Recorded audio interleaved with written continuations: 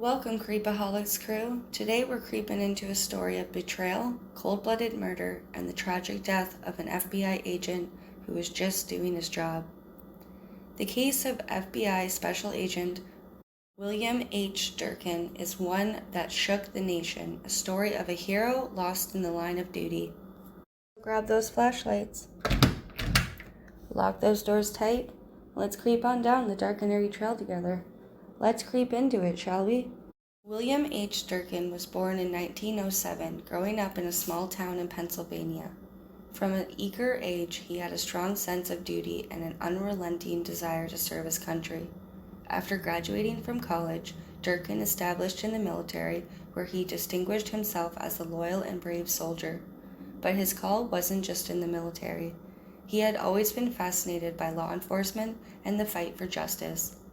In 1940, Durkin joined the Federal Bureau of Investigation, and it wasn't long before he rose through the ranks. Durkin was known for his dedication, integrity, and his fearless approach catching criminals. As a special agent, he took on some of the most dangerous cases and was trusted by both his colleagues and superiors. By the time of the early 1950s roll around, Durkin had a reputation as one of the top agents in the FBI, taking on organized crime, racketeering, and some of the most infamous cases that the Bureau had seen. But on May 17, 1953, his career and life would be cut tragically short. On May 17, 1953, it started out as any other day for FBI agent William H. Durkin.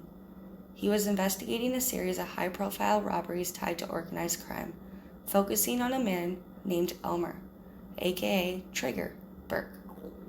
Burke was a notorious figure in the criminal underworld, a hitman and an enforcer for organized crime families known for his violent tendencies and ability to evade capture. Durkin was leading a task force in Bridgeport, Connecticut, following up on leads that would hopefully bring Burke to justice. It was during one of these investigations that Durkin, unarmed and alone, was ambushed by Burke. Accounts vary as to how it happened exactly, but it's believed that Burke recognized Durkin as a federal agent and saw his opportunity to take him out.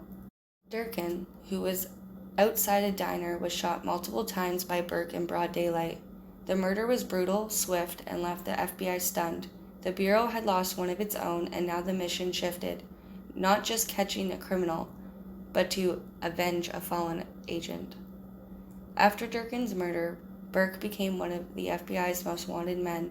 He immediately went into hiding, knowing that every law enforcement officer in the county would be searching for him. The FBI launched one of the most extensive manhunts in history, scouring every corner of the country, following every possible lead. Burke's connections to organized crime made it difficult to track him down. He had powerful allies, people who were more than willing to hide him from the law enforcement. For months, Burke eluded capture, moving from state to state, changing his appearance, and slipping through the cracks. However, by January 1955, Burke's luck finally ran out. He was spotted in New York City, where law enforcement had been keeping tabs on his associates. Burke was arrested without incident in a small apartment in Brooklyn, bringing an end to the manhunt that had grappled the nation. His capture was a relief for the FBI, but it didn't bring Agent Durkin back. Burke was charged with the murder of Agent Durkin and a slew of other crimes related to his time as a hitman and an enforcer. His trial became a media sensation. Burke, ever the cold, calculating figure, showed little remorse throughout the proceedings. The jury, however, was not swayed by his demeanor. In 1956, Burke was convicted of first-degree murder and sentenced to death for the killing of William H. Durkin. In June of that same year, Burke was executed in the electric chair at Sing Sing Prison in New York. His death marked the end of one of the most infamous criminal careers in America, but for the FBI, it wasn't the closure they needed for the murder of their agent. The investigation into Durkin's murder was not without challenges. Initially, law enforcement had very little to go on. There was no clear witnesses, and Burke had left almost no trace of his whereabouts. However, the FBI used its extensive network to track down Burke's connections, gradually closing in on him. Although DNA technology did not exist at the time, the FBI relied on informant surveillance and old-fashioned detective work to piece together the puzzle. Durkin's colleagues in the FBI were relentless in their pursuit of justice, and their hard work eventually paid off with Burke's arrest. As for the crime scene itself, little physical evidence was left behind. Burke had carefully planned the ambush, ensuring that he wouldn't leave any fingerprints or incriminating evidence. However, his reputation as a hitman and his known associations with organized crime figures helped the FBI connect the dots and focus their investigation on him. William H. Durkin's death was a tremendous loss for the FBI, but his legacy lives on. His name is etched into history of the Bureau, remembered as a hero who gave his life in the line of duty. Each year, law enforcement officers across the country honor his memory, recognizing the sacrifices that agents like Durkin made to keep us safe.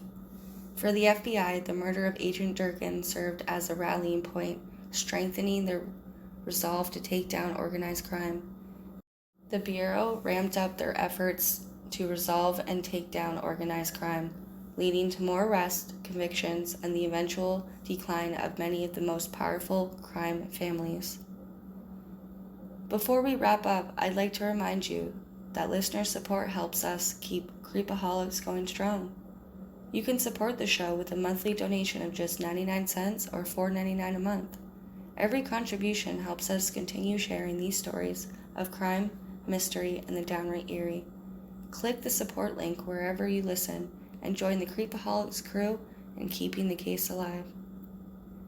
As always, if you enjoyed this episode, be sure to subscribe to Creepaholics so you never miss a story of crime, mystery, or the downright eerie. Until next time, stay curious, stay safe, and remember, keep your hearts open, your minds alert, and don't stop shining your light into the shadows. Remember, keep creeping it real, Creepaholics crew.